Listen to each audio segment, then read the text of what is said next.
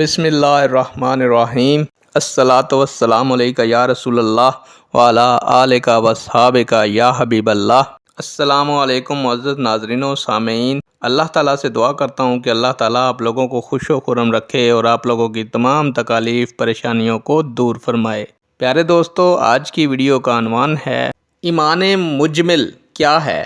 امید کروں گا کہ یہ معلومات آپ کے علم میں اضافہ فرمائے گی اور آپ اس ویڈیو کو شیئر کریں گے، چینل کو سبسکرائب کریں گے تاکہ دوسرے لوگ بھی اس معلومات سے مستفید ہو سکیں۔ بڑھتے ہیں ویڈیو کی جانب۔